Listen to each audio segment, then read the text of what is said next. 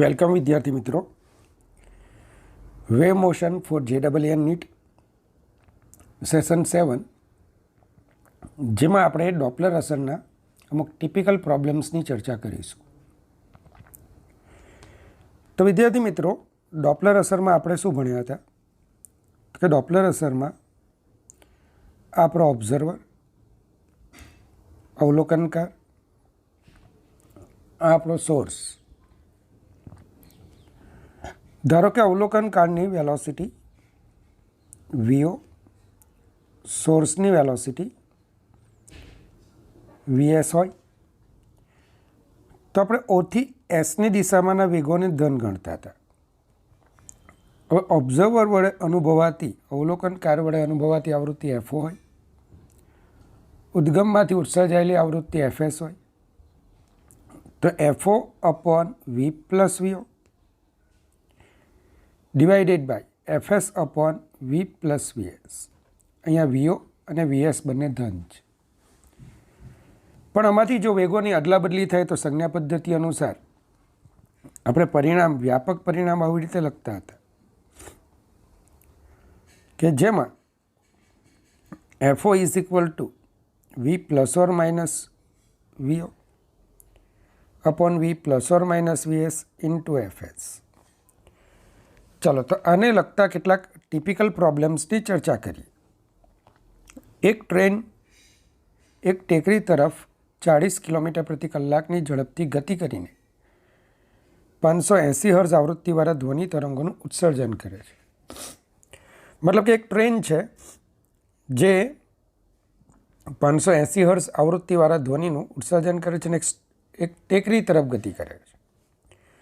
જ્યારે આ train ટેકરીથી 1 kilometre દૂર હોય ત્યારે 40 કિલોમીટર પ્રતિ કલાકની ઝડપથી પવન ટ્રેનની ગતિની દિશામાં ફૂંકાય છે. તો પહેલો ક્વેશ્ચન છે, ટેકરી પરના અવલોકનકાર દ્વારા અનુભવાતા ધ્વનિની આવૃત્તિ શોધો. મતલબ કે ધારો કે અવલોકનકાર ટેકરી પર હોય તો એ ધ્વનિની આવૃત્તિ શું અનુભવશે? નંબર 2, ટ્રેનના ડ્રાઈવરને સંભળાતા પરાવર્તિત ધ્વનિની આવૃત્તિ શોધો. હવામાં ધ્વનિનો વેગ 1200 કિલોમીટર પર કલાક છે અને ત્રીજું, ટ્રેનના ડ્રાઈવરને ટેકરીથી કેટલા અંતરે પરાવર્તિત ધ્વનિ સંભળાશે? તો વિદ્યાર્થી મિત્રો, ટ્રેન, ટેકરી, ટ્રેનની ઝડપ 40 કિલોમીટર પ્રતિ કલાક છે. ટ્રેનની ઝડપ 40 કિલોમીટર પ્રતિ કલાક છે. હવે બરાબર જુઓ, તો ટેકરી પરના અવલોકનકારને સંભળાતા ધ્વનિની આવૃત્તિને આપણે FO1 વડે દર્શાવીએ તો અહીં ધ્વનિનો પરિણામી વેગ શું થશે? V' is equal two V plus W. કેમ? પવન કઈ દિશામાં ફૂંકાય છે? પવન ફૂંકાય છે ટ્રેનથી ટેકરી તરફ. વેલોસિટી ઓફ વિન્ડ ટ્રેનથી ટેકરી તરફ. બરાબર જોજો, ધ્યાન આપજો. રકમ ફરી પાછા જુઓ. આ ટ્રેન જ્યારે ટેકરીથી 1 કિલોમીટર દૂર હોય ત્યારે 40 કિલોમીટર પ્રતિ કલાકની ઝડપથી પવન ટ્રેનની ગતિની દિશામાં ફૂંકાય છે. મતલબ કે પવન કઈ દિશામાં ફૂંકાય છે? ટ્રેનથી ટેકરી તરફ. તો જે ધ્વનિ તરંગો જઈ રહ્યા છે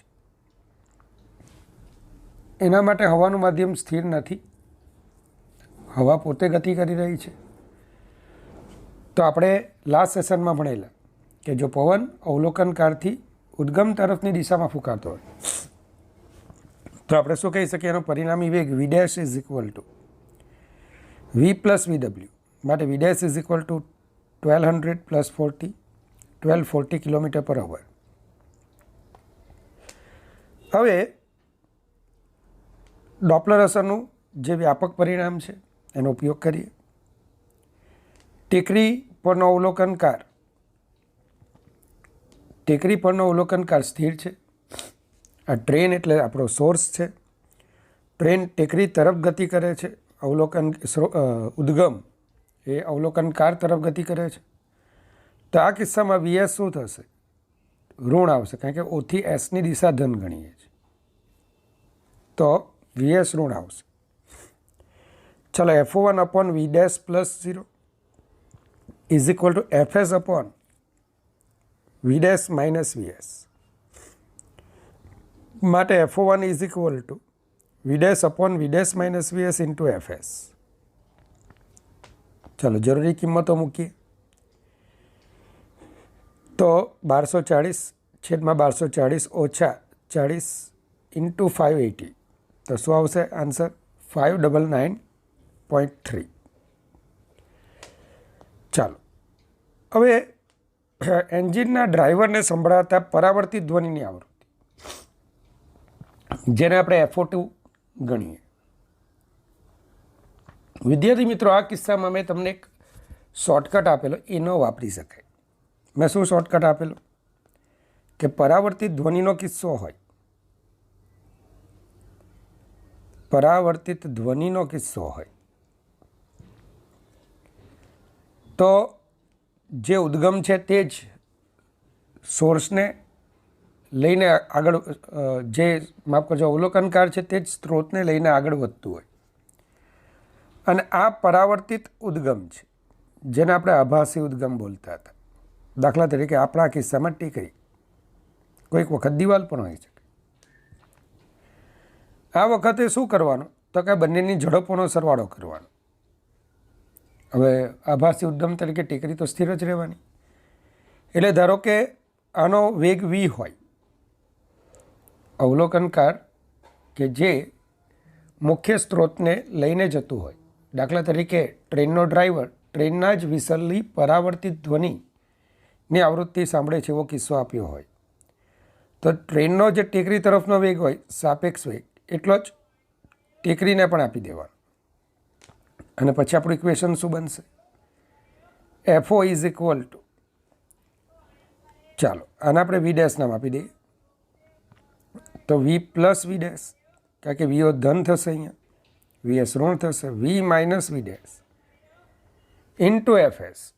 આ રીતે તમે લાવી શકો, પણ આવું આમાં ચાલશે નહીં. આપણા આ કિસ્સામાં નહીં ચાલશે. કેમ નહીં ચાલશે? ત્યાં હવાનું માધ્યમ સ્થિર રહેતું હતું. અહીંયા સ્વાભાવિક છે કે ટેકરી પરથી પરાવર્તન પામીને આવતો ધ્વનિ, એની ઝડપની વિરુદ્ધમાં પવન ફૂંકાય છે, અને ધ્વનિનો પરિણામી વેગ અહીંયા વી ડબલ ડેશ, બરાબર. આ સ્થિતિમાં પરાવર્તિત ધ્વનિનો વેગ V double dash is equal to V minus VW થશે. તો પેલો કિસ્સો જે વ્યાપક મેં તમને સમજાવેલો છેલ્લા સેશનમાં, એનો ઉપયોગ અહીંયા ન કરી શકાય, કારણ કે હવાનું માધ્યમ સ્થિર નથી. તો V double dash is equal to V minus VW, તો 1160 કિલોમીટર પર અવર તમને જોવા મળશે. ચલો આ કિસ્સામાં આપણું સોર્સ કોણ છે? તો સોર્સ છે આપણી ટેકરી. ટેકરી જે અનુભવે છે તે જ રિફ્લેક્ટ કરે છે. આગળના કિસ્સામાં કેટલું અનુભવતી હતી ટેકરી? FO1 આવૃત્તિ અનુભવતી હતી, બસ એનું જે રિફ્લેક્શન કરે છે, પરાવર્તન કરે છે. અવલોકનકાર કોણ છે? ટ્રેનનો ડ્રાઈવર. ટ્રેન 40 કિલોમીટર પ્રતિ કલાકથી ટેકરી તરફ જાય છે, મતલબ કે આ વખતે અવલોકનકારનો વેગ આપણને ધન મળશે.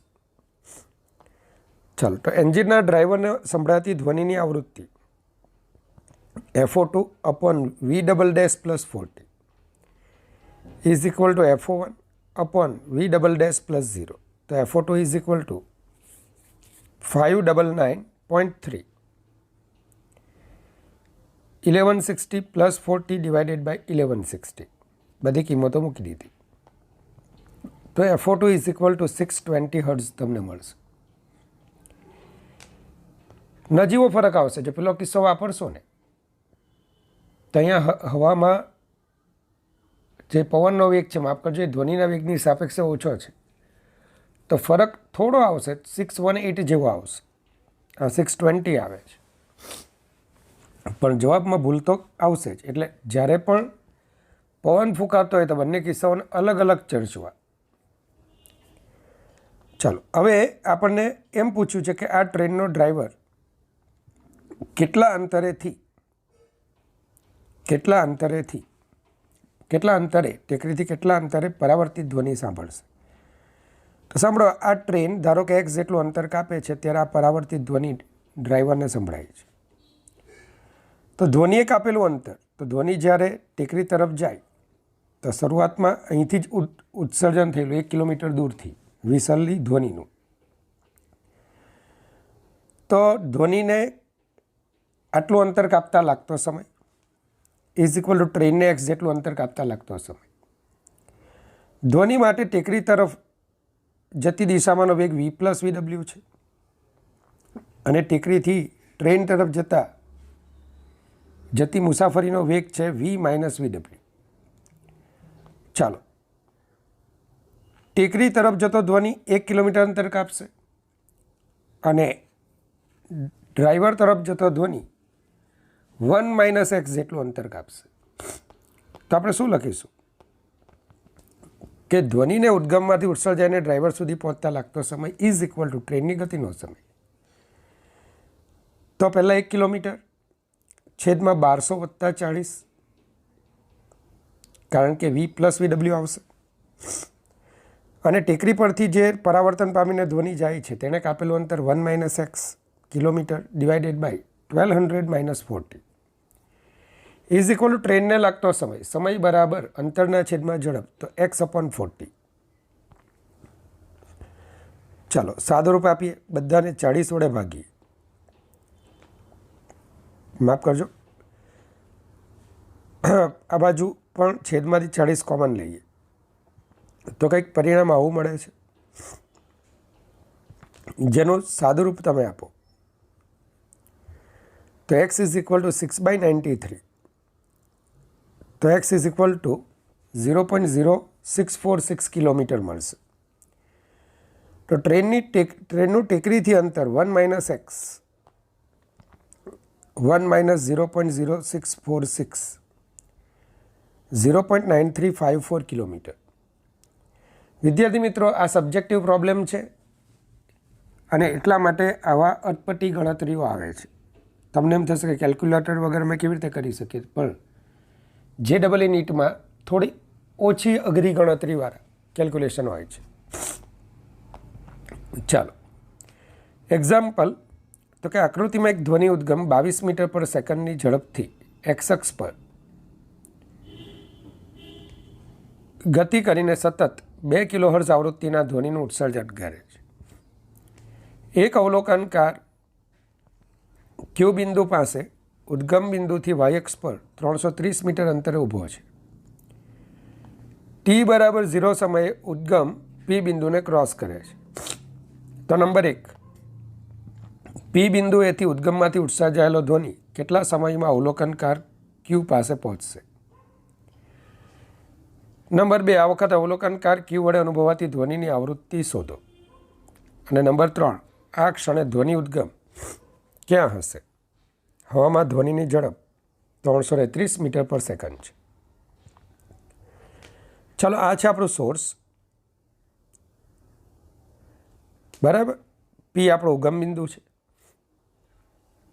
સોર્સ બરાબર ઉગમ બિંદુ પાસે હોય ત્યારે સતત ધ્વનિનું એ ઉત્સર્જન કરે છે.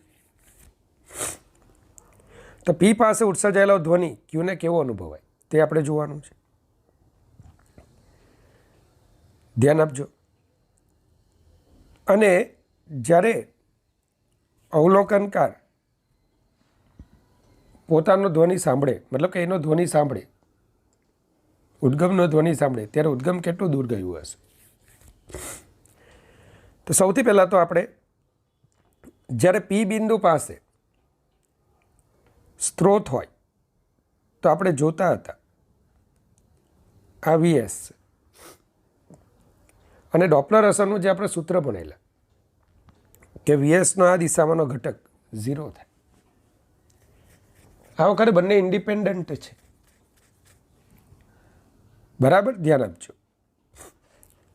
શું થશે આપણું સમીકરણ? FO V પ્લસ 0 અને FS ઉદ્ગમનો શ્રોતા તરફનો વેગ તો એ 0 થશે, કારણ કે લંબ છે, તો v+0 મતલબ કે FO બરાબર FS. આમ અવલોકનકાર મૂળ ધ્વનિ સાંભળશે. ચાલો, પહેલું પી બિંદુ પાસે ઉત્સર્જાયેલા ધ્વનિ તરંગને ક્યુ પાસે પહોંચતા લાગતો સમય. તો સમય બરાબર અંતરના છેદમાં ઝડપ 330 ભાગ્યા 330, 1 સેકન્ડ. 1 સેકન્ડમાં આ ધ્વનિ પહોંચશે. આપેલ સ્થિતિમાં અવલોકનકારને સંભળાતી આવૃત્તિ 2 કિલોહર્ટ્ઝ થશે. જે મેં તમને સમજાવ્યું, જે મૂળ આવૃત્તિ હોય તે જ અનુભવાય. હવે 1 સેકન્ડમાં ધ્વનિ પીથી ક્યુ પર પહોંચે તે દરમિયાન આપણો ઉદ્ગમ કંઈક x અંતર કાપે છે. તો ઉદ્ગમે કાપેલું અંતર બરાબર ઝડપ ગુણ્યા સમય. ચલો, ઝડપ છે 22, સમય છે 1 સેકન્ડ, તો આપણે શું લખીશું? 22 મીટર. વિદ્યાર્થી મિત્રો, પણ આ કિસ્સામાં ધારો કે આપણો અવલોકનકાર બીજે ઊભો હોય, તો ગણતરી કેવી રીતે કરવાની? તો એના માટેનું એક એક્ઝામ્પલ છે. વાય અક્ષ પર 22 મીટર પર સેકન્ડની ઝડપથી ગતિ કરતું ધ્વનિ ઉદ્ગમ 400 કિલોહર્ટ્ઝ આવૃત્તિવાળા ધ્વનિ તરંગોનું ઉત્સર્જન કરે છે. અવલોકનકાર 660,0 મીટરના સ્થાને ઊભો છે.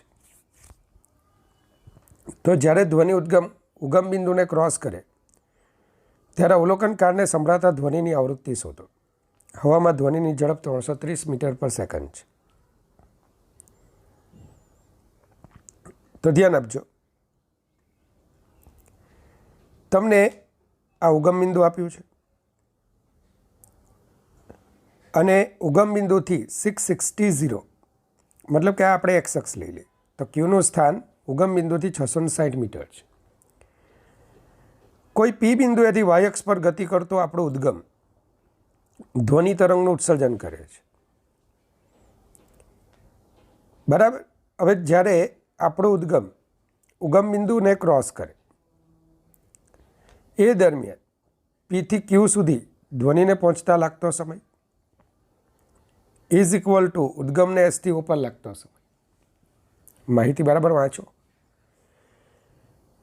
કે ઉગમ બિંદુ પહેલાં જાણે ધ્વનિનું ઉત્પાદન શરૂ કરેલું, તો આ જ્યારે એસથી ઉપર પહોંચે, આપણો જે સોર્સ છે તે પીથી ઉપર પહોંચે ત્યારે ધ્વનિ પીથી ક્યુ પર પહોંચે છે.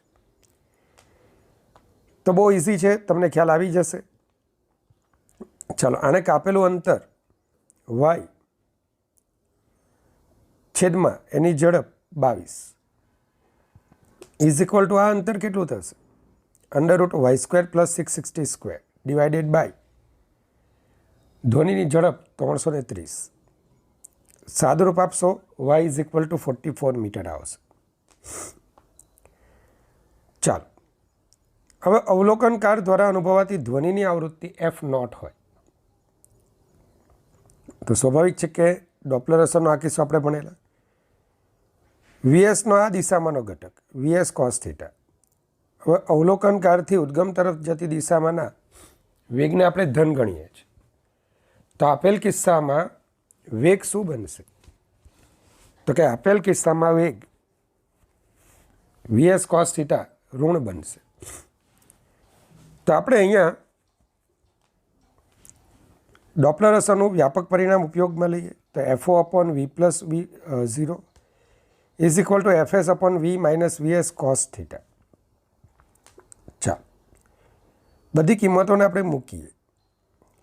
કોસ થીટા બરાબર પાસેની બાજુ વાય છેદમાં કર્ણ,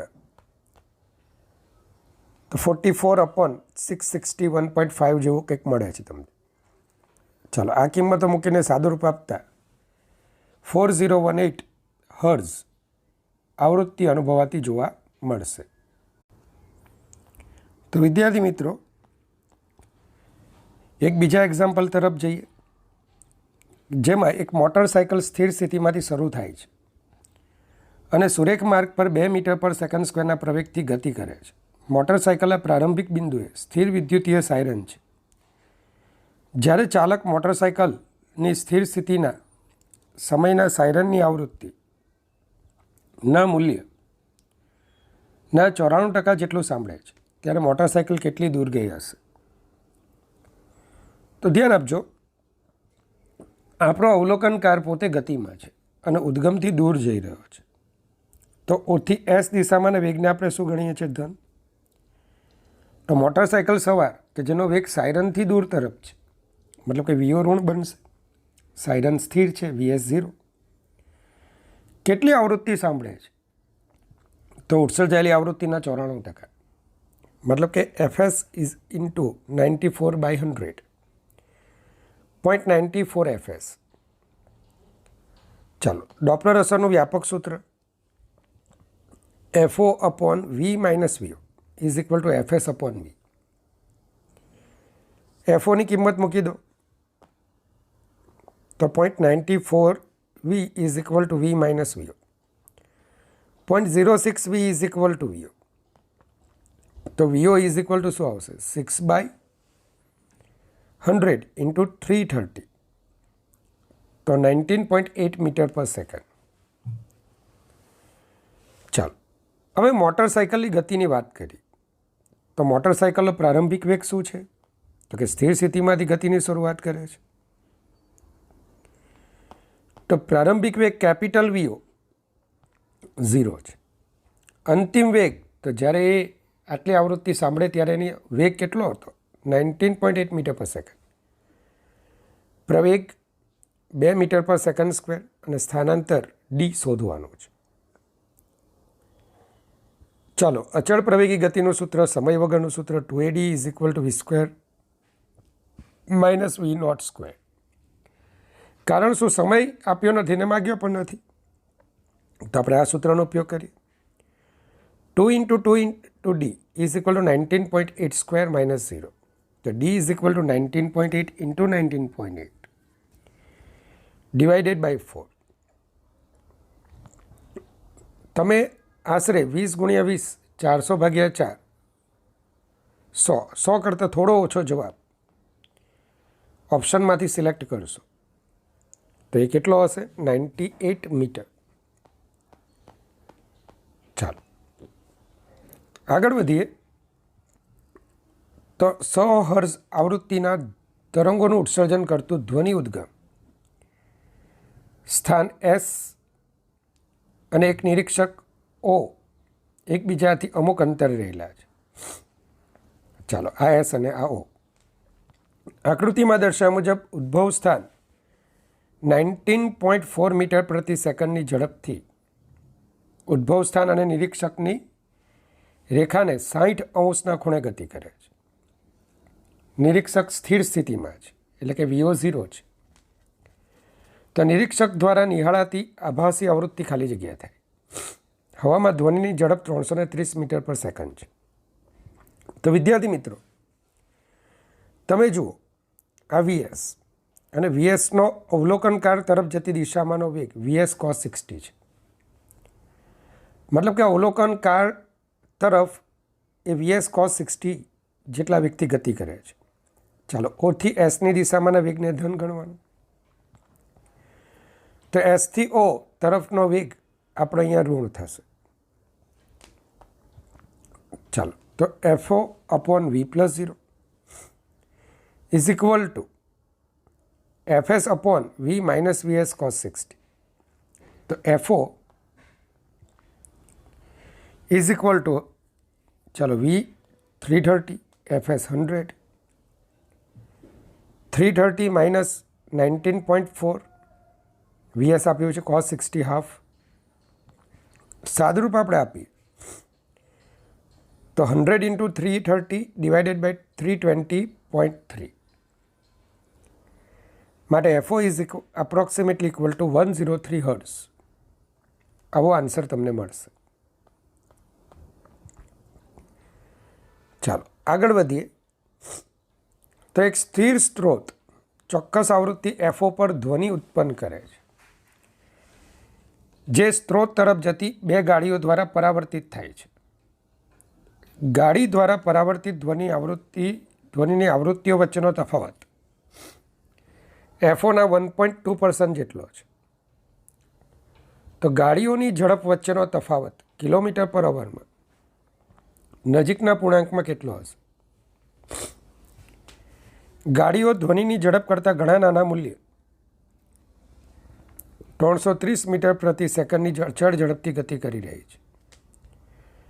મતલબ ધ્વનિની ઝડપ કરતાં અવલોકનકારની ઝડપ ઘણી ઓછી, ધ્વનિની ઝડપ કરતાં સ્ત્રોતની ઝડપ પણ ઘણી ઓછી છે. આવી માહિતી તમને ત્યાં આપી છે. ચલો, હવે પરાવર્તિત ધ્વનિનો જ્યારે કિસ્સો હોય ને, તો હમણાં જ મેં સમજાવ્યું, ઓબ્ઝર્વર અને સોર્સ જો એકબીજા તરફ આવતા હોય તો બંનેની સાપેક્ષ ઝડપ બંનેને આપી દેવાની. અહીંયા આપણું સોર્સ સ્થિર છે. સોર્સ શું છે? સ્થિર છે. પણ કાર ગતિ કરે છે. ધારો કે કારની ઝડપ વીઓ હોય તો એટલી જ ઝડપ સોર્સને કાર કરતાં વિરુદ્ધમાં આપી દેવાની. ચાલો, હવે FO is equal to FS. V O ધન બનશે, વીએસ ઋણ બનશે. તો V plus V O upon V minus V O. આ પરાવર્તિત ધ્વનિ ઉદ્ગમનો કિસ્સો જે મેં આગળ પણ સમજાવ્યો, શરૂઆતમાં જ સમજાવ્યો, એનું સૂત્ર છે. હવે ધારો કે આપેલ બંને કારો એ અને બી માટે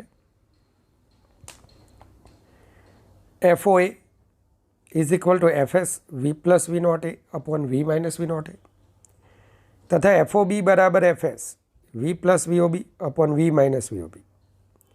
હું ધારી લઉં છું FO A greater than FO B. તમે બીજું પણ ધારી શકો, FO B greater than FO A પણ લઈ શકો.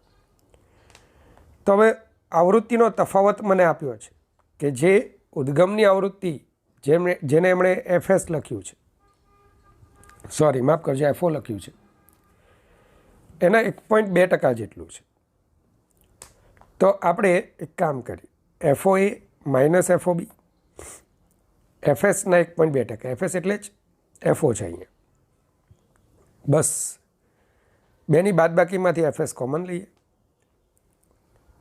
ચાલો, હવે જરૂરી સાદુરૂપ આપીએ.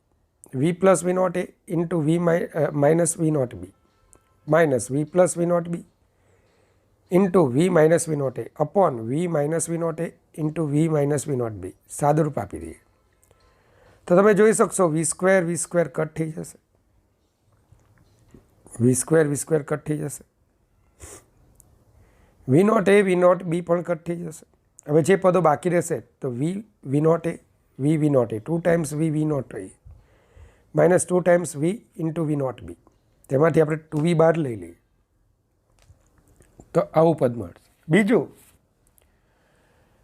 ધ્વનિની ઝડપ કરતાં કારની ઝડપ અવગણીય છે તો આપણે છેદમાં વીઓ એ અને વીઓ બીને આપણે અવગણી નાખીએ તો વી સ્ક્વેર થશે.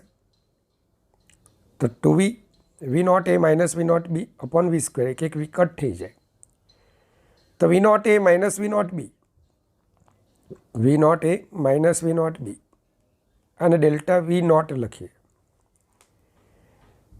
જરૂરી સાદુરૂપ આપણે આપીએ તો મીટર પર સેકન્ડમાં તમને આટલો જવાબ આપશે. પણ તમે જુઓ કિલોમીટર પર અવરમાં પૂછાયું છે. આ એડવાન્સનો દાખલો છે, JEE એડવાન્સનો. તો મીટર પ્રતિ સેકન્ડને કિલોમીટર પ્રતિ કલાકમાં ફેરવવું હોય તો 18/5 વડે આપણે ગુણીએ છીએ. તો delta V naught is approximately equal to 7 kilometre per અવર.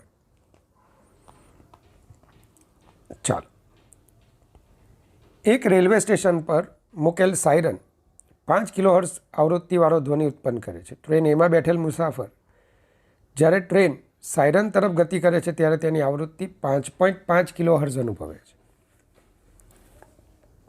જ્યારે આ જ મુસાફર બીજી ટ્રેન બીમાં તેની સાયરન તરફની મુસાફરી દરમિયાન 6 કિલોહર્ટ્ઝ આવૃત્તિ અનુભવે છે તો ટ્રેન બી અને ટ્રેન એના વેગનો ગુણોત્તર શોધો.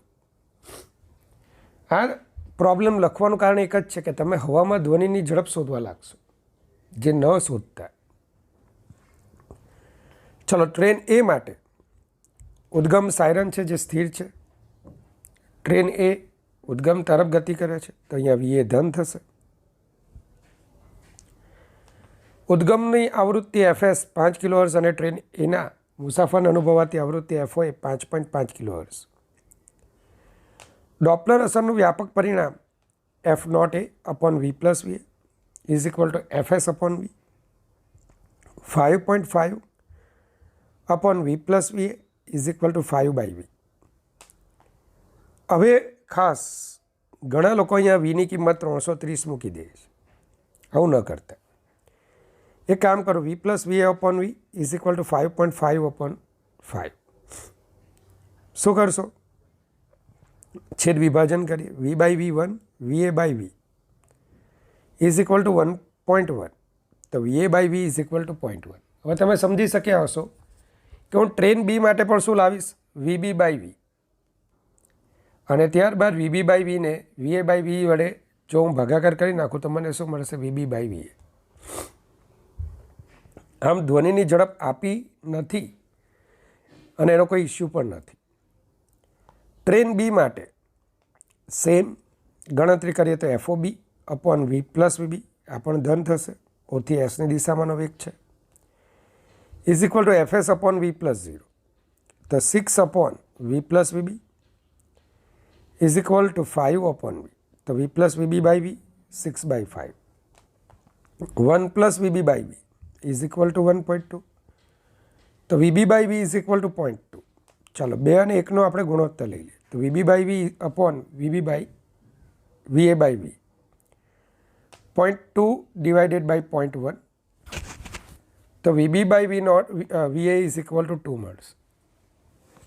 તો વિદ્યાર્થી મિત્રો, આ ઉપરાંત ડોપલર અસરના બીજા સ્પંદ સાથે સંકળાયેલા પ્રશ્નો છે, જેની ચર્ચા આપણે નેક્સ્ટ સેશનમાં કરીશું.